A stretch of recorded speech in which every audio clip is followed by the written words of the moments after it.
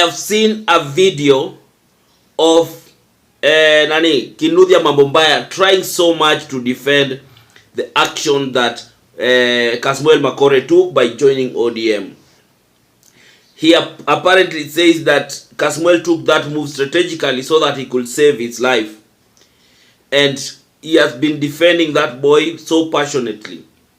You know, recent times, there was a meeting that these perceived young people, leaders of the young people met, where it was Morora Kebaso, Kasmuel Makore, and Kinuthia, and so many other young people who apparently they are trying to perceive themselves as the leader of the young people, the Gen Z. And after that meeting, there was serious bashing that went to Kinuthia Mambombaya for joining these people, because apparently it's been perceived that Morara Kebaso is a project of none other than William Ruto, and Kasmuel Makore is a project of none other than Raila Amolo Odinga. So there was serious bashing. So I feel like he felt the need to come out and try to defend his position, and also try to defend some of the people that he has interacted with in that meeting. But before I go into the details, because we want to look at how factual is this, and how relevant is this to the young people and to the political future of this country. So before I go into the details, if you are new to this platform and you're coming here for the first time, kindly take a second to subscribe and to hit the notification bell, so that anytime I post a video, you will always be the first to watch. So kindly do so, na kama kawaida, I'll be back.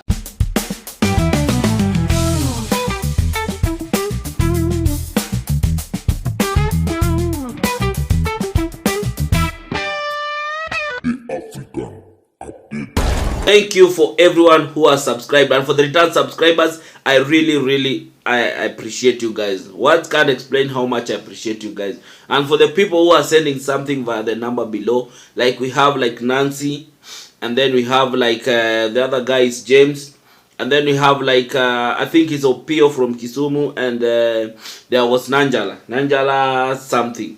Yeah, so I think Nanjala Rose something. So I really appreciate you guys. Thank you for what you've been sending. Now, back to my video. So guys, as I've said, that Kinuthia Mambombaya really came out so hard to defend Kasmuel Makore. But we want to look at it. How relevant is this? How strategic was this move for Kasmuel Makore during the protest? And does it really affect did it really affect his position and his perception, and how people perceive him as a leader or as a person that they were looking up to? Did that perception really change and everything? So there's two videos I want to show you. I want to show you the video of the youth agitating about everything, because apparently there has been a lot of things that are still happening that still not making sense. And I also want to show you that video of Kinuthia Mambombaya defending Kasmuel, and then I'll come back kama kawaida. So keep it here. That boy would not have seen his 27th birthday. I have had conversations, very deep conversations with that boy. And when he went to ODM, all the people for whom he had gone on the streets, taken tear gas, been chased by the police, threatened, had to hide his phone, all of them called him Kasaliti. Now, he was there to save his own life. Now, at the time when he was ready to leave ODM, because he has been ready all along, ODM was telling him, we saved your life when it mattered. So if he leaves ODM, he's going to be told he has betrayed the party that saved him from this killer regime. Kenyans are not grateful to the people who fight for them. That I have come to accept. And I have said sometimes I want to say things that are not popular. I don't want to be popular on this, but I'll tell you for free. Raila Amolo Odinga saved that boy. He would not have seen his 27th birthday. He was only 26. And by the way, if it is one person who would have been a trophy for this administration at that time when they were baying for the blood of Gen Zs, it's that boy Kasmuel Makore. So as you call him Kasaliti, ask yourselves, whose mandate did he have to go on the streets? He was going on the streets to fight for you without your mandate. Nyinyi kuna ma-MP mulichagua, 290 of them, the bulk of whom were passing that finance bill that got us to where we are. You are not treating your MPs with the same kind of bile and hatred that you're treating Kasmuel Makore with. Hatuwezi kaa kwa ile nchi ambayo tunaona mambo zinaenda sangabu yake, alafu tukande tunangoja ati mambo itengenezwe pale, alafu 2.39 billion renovation ku repair state house. And unfortunately enough, hiyo repair imekuwa happen every fiscal year. Tell me, will you first go to the priority of vaccines ama utaenda kwa priority of State House? From 2022 coming to 2025, nini amefanyia vijana? Hakuna. Ametuua, ametuabduct, ametusi, ametutenga bure kabisa. Unajua rais ametuambia kwamba ameachilia wale vijana ambao aliwaabduct. So the president ameadmit ya kwamba yeye ndiye aliabduct vijana. We cannot trust the MPs anymore. Vijana waendelee kusoma. Tuisome until the last minute. Hatutaki ile siku tutasema hii ni mbaya, waanze kutupiga risasi tena. Sema kama ni mahospitali, hakuna dawa, doctors are underpaid, interns hawajakuwa posted. I think our priorities are lopsided. Hiyo mambo za CDF bado kwa hiyo finance bill, then ina make it unconstitutional. I really wonder why the government are not considering those tenders even to the youths. And yet bado tutasoma tuone kama those youths will be given those tenders. Tuko macho sana. That money of renovation, State House will be renovated in 2027 na rais mgeni wa Kenya. Huyu aishi hivyo. Hiyo tunakataa. Tunasema watu kuwa prepared kuambia KRA hakuna ku access personal data na trade secrets za businesses. Yes, so I believe you've watched those two videos and you can hear clearly Kinuthia Mambumbaya coming out so passionately to defend Kasmuel Makore and saying that the move that he made was very, very strategic and was very important because he needed to save his life. His life was in danger. He was now getting constant threat and everything. Remember, this was at the height of abductions. This was at the height of where there was a lot of abduction and people were missing after the protest of the Gen Zs of the June 25th and everything. And Kasmuel was a constant figure in those demonstrations. He was the constant figure. He was the one who was always on suit and always agitating and always demonstrating. And you remember the last time that he appeared in this demonstration, he was being targeted by the police and he had to run and at the Engage Nation Center just to defend his life, just to protect his life and everything. So, as a person who feels like his life is in danger, was that move to join ODM strategic? It is clear. They are saying that Raila took him under his armpit to make sure that he protect him. That was okay. That was I think life comes before everything else. Life is sacred. So if you can protect your life, you then always do so. You will always live to fight another day. You know, if you can't win that battle that day, then protect your life, keep your life safe, so keep your nini, so that next time you'll have another chance to fight again. So the move that Kasmuel did, honestly, in my own opinion, it was okay. If he felt like that is where he could have gotten protection from, then anybody would have gone for that side. That was the truth. Whatever he did was very, very strategic. So people who are castigating Kasmuel Makore for all the things, for all the nini, it's unjustified. Kindly try to understand that this was a man who was now helpless because he angeenda missing. He could have just gone missing. But remember, Kasmuel was abducted at one point and then he was released. And then that is when when the demonstration was still continuing, then his life was targeted, and that's why he went to Raila.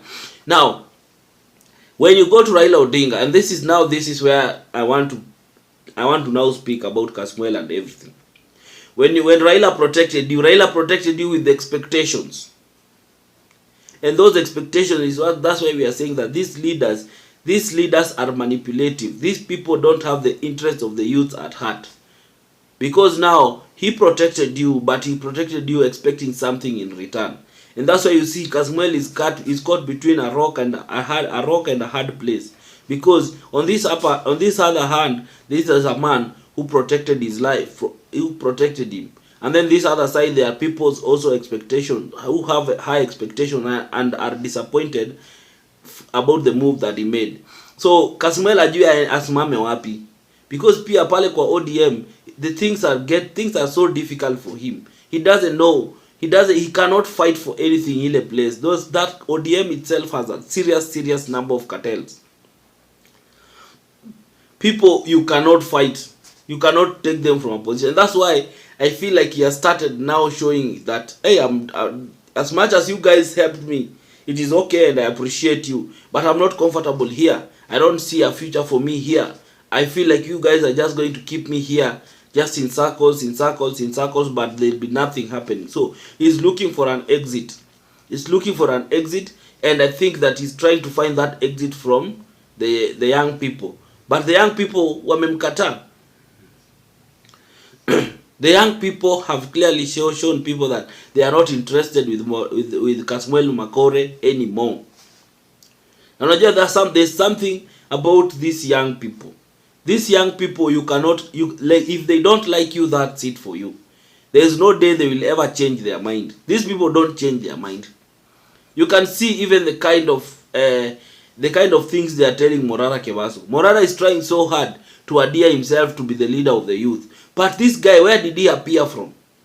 Trust you me, no one knows where Morara Kebaso appeared from. Morara Kebaso was not in the demonstration. He was not anywhere. After the demonstration, the guy just appeared. He appeared, he started talking, because the first time I heard of Morara Kebaso was during Siju when people were robbing him, Siju and his workers were stealing from him in that Morara furnitures and everything, and we didn't even know he's a politician. And then later he appeared and started doing Vampire Diaries and everything. And now he wants to position himself as the leader of the young people, which people are trying so much to tell him that no, we don't trust you. Where did you come from? These people are forgetting that they are dealing with a generation of young people who do research, who cannot, you cannot fool them. You cannot fool them. And that's why you see, if Kinuthi appear and endelea na hii rejection, people will start branding him as project. And in this country, the moment you are branded as project, you're done. The moment that people see you as project, you're done. Because Kasmuel anatuambia that there's no way you can go and dine with Raila Odinga and still come back to us and tell us that you are fighting for our interest. That is not going to be possible. Because the people that you are trying, the people that you joined and try to praise and try to say everything, they have been the part of the people that have inflicted pain on Kenyans. So the reality on the ground is that as much as we sympathize, as much as we can agree with the move that he took, but the way he went to, we don't trust people. Yani, you cannot wash your hands away from the person who is leading that party, that you are not his project. So yes, it is true you needed to save your life, and which was a good thing because you live to fight another day. But your future now, it's very, very blink. It's very, very blurry, because the person the person you associated yourself with, I wish you could have just gone, hid under Raila for a while, and ukae tu loki, uonekane tu na Raila, and then ukae loki, and then you disappear. And then later you emerge, you tell people that the move that I made was very strategic because I needed to save my life. Come out and tell people that. You don't need to find someone else to come and defend you. Come out and tell people that this is why I made this move. And people could have believed you. But right now it's coming too late. It's coming too late when even Morara, even Kasmuel, no matter what he will say, people will not trust him. People will not see will not see him as genuine in any shape or form. So it's very tricky for him to have a political future in this country unless ameshikiliwa mkono. But people like Morara, even Morara himself, people like Morara, people like Kasmuel, I'm telling you, even if they go for a seat of an MCA, these people cannot win. They will not win at all. Because the youth of this country are very, very unforgiving. These people don't forgive. They don't forgive and they don't forget. So it's very, very sad that Kasmuel, as much as he wants to go beyond a certain limit, but he cannot. He cannot, because the watu wanafaa kumshikilia ndio wao wamesema atukushikili, we are not with you, you are alone. People like Kasmuel, the same. The youth of these people, like the way they reason, it's very hard for you to figure it out. And the best way to do it is to make sure that you are on their side at all times. And that's why you see people like Babu. Babu has always been on the side of the youth. Always. Always, he has always been on the side of the youth, no matter what. And that is what makes you, people continue to trust you. But the moment they see you are washy-washy, because Morara Mara is sometimes is trying to defend Ruto, trying not to defend Ruto, trying to attack opposition, trying to need, those things are costing him so much, because he was also a person that people are really looking up to. But right now they perceive him as a project, and there's no way he can take that away. People see him as a project, and that is how it's going to be. So it is very sad, and as much as I understand and I sympathize with Kasmuel and why he had to make that move, But there's no leadership in Kasmuel. There's no future, political future in leadership. Like Kasmuel has no political future. That is the reality. Kasmuel is a passing wave, is a passing cloud. Despite the fact that he's so eloquent, he can do everything, but when you sit down and now you listen to Kasmuel and unamwambia Kasmuel, now speak to our issues, speak to our need. Kasmuel is just good at sensationalizing issues and making feel like getting the emotional part of the issue. But does he have any tangible solution? No, he doesn't. When you ask him that, now how do we solve this? How do we approach these issues? He doesn't have a tangible solution. When you listen to these people speak, Morara kinda has a tangible solution, but now Morara has been branded as a project. Because the guy has too much information about the government that you wonder, where does he get this information? And unajua the approach of the government, if the government cannot handle people, it scatters you. And how does it scatter? One of the ways that it scatters people is to make sure that it gets people amongst you, and then he made these people, anafanya these people to be so powerful and so influential until sasa kuna wengine, there's a fraction of people who will follow the Morara, wengine watakataa, and that is how you split the group and you scatter it completely. So guys, this is the message to the young people. Stay focused. Stay focused. We still have a long way to go to make sure that we change this regime, and we do away with these political leaders and we usher in new set of leaders. It's still a long way to go, but everything can be achieved. What do we need to do? The first and the foremost thing, every young person outside there must make sure that they enroll, they wachukue kura. Don't worry about the IBC. Wachukue kura. Don't worry about who will be counting your vote.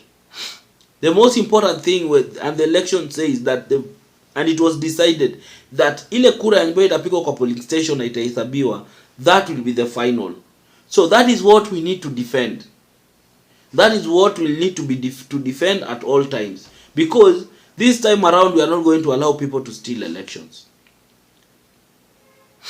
We are not going to allow people to steal election via the ABC and everything. So the most important thing, if youth want to have change in this country, the first step to do it is to make sure that you get ideas and you mobilize as much as possible watu wachukue kura.